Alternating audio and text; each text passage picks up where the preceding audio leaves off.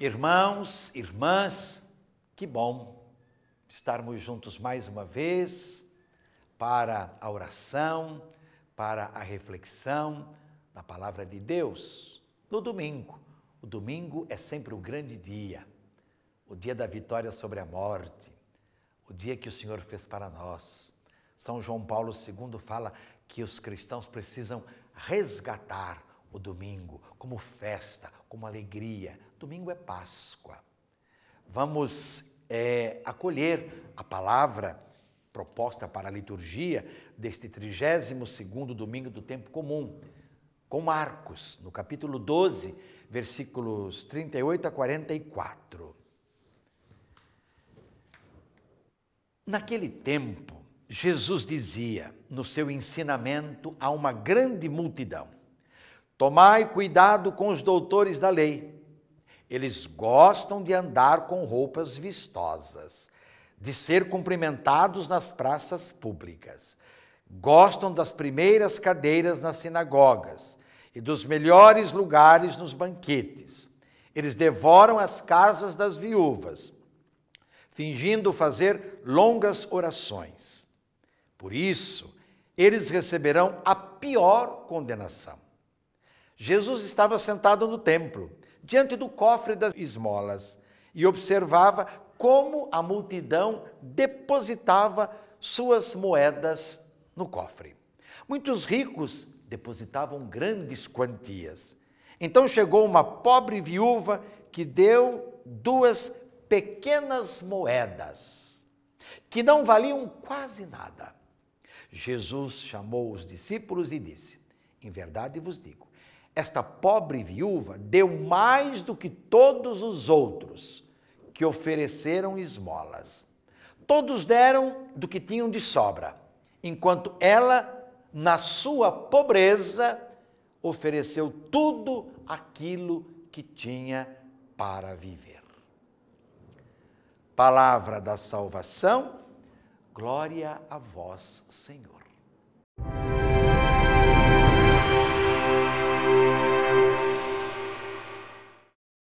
No evangelho que ouvimos, Jesus se encontra no templo e ele está ensinando.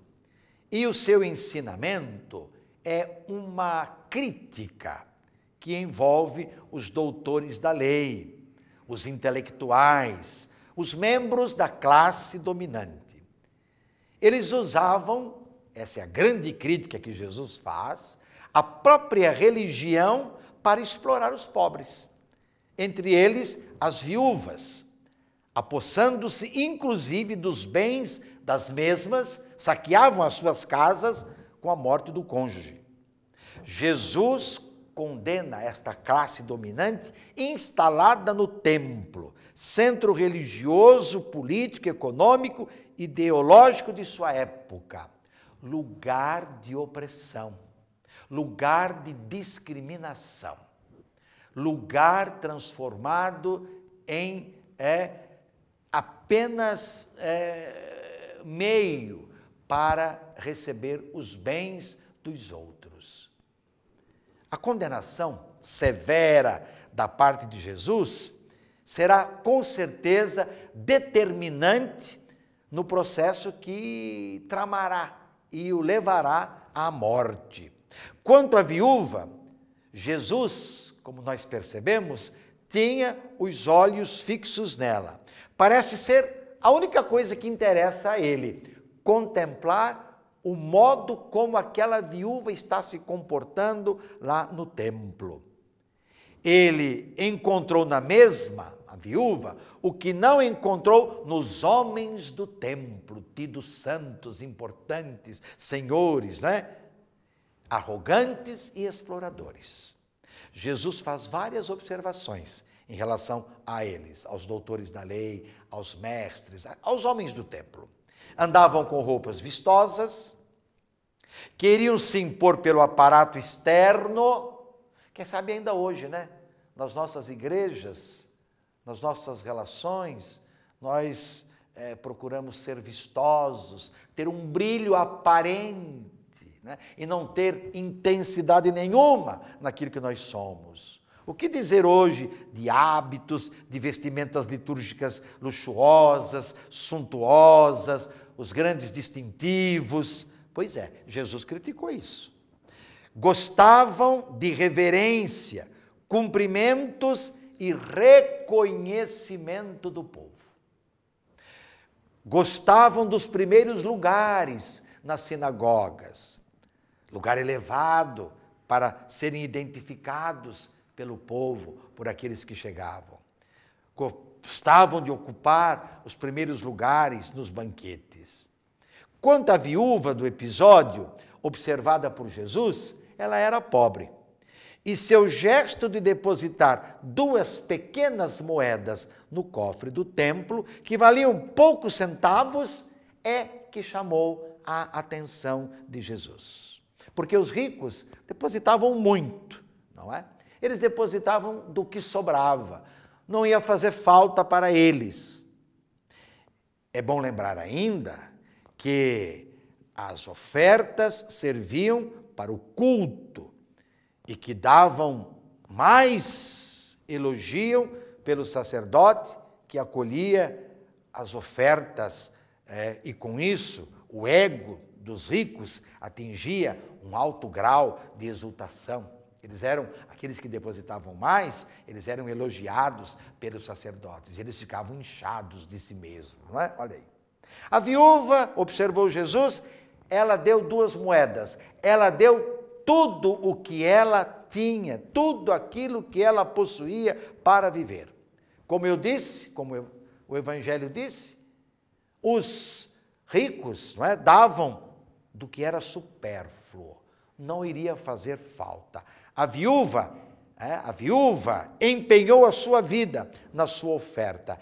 E aí, na pobreza, na liberdade, oferecendo tudo, ela se revelou a mulher por excelência adoradora de Deus. Sem ostentação, sua vida era marcada pela alegria e pela generosidade.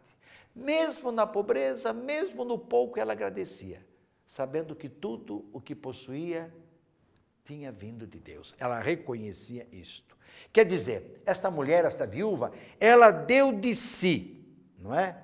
Deu, portanto, mais do que todos. É o que garantiu Jesus. Qual o grande ensinamento dado por Jesus?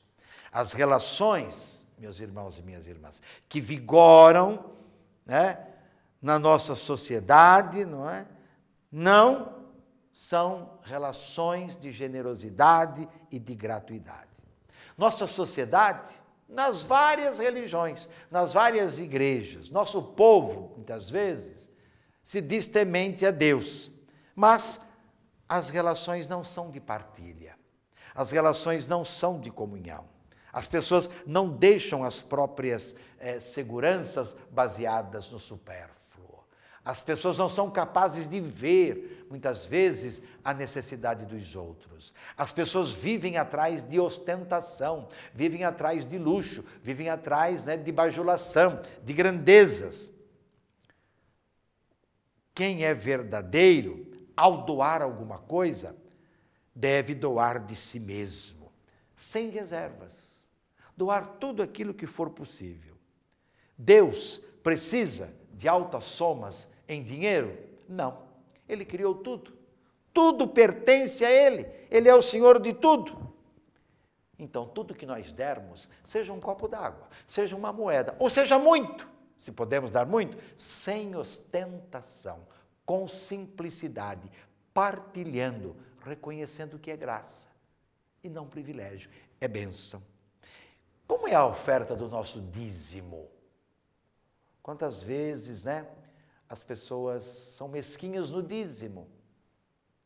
Nas suas ofertas, a comunidade precisa melhorar o atendimento, precisa melhorar os espaços, precisa melhorar o atendimento aos pobres. E ela às vezes não pode fazer, porque o dízimo não dá. A igreja cheia, muita gente, mas não há esta consciência em nossas comunidades, em nossas famílias. Pois é, O grande ensinamento está aí. Cuidado com o supérfluo, cuidado com a mania de grandeza, de querer se aparecer. Aprendamos com a viúva do Evangelho a generosidade, a gratuidade. E sobre todos dessa bênção de Deus Todo-Poderoso, Pai, Filho, Espírito Santo, permaneça para sempre. Amém.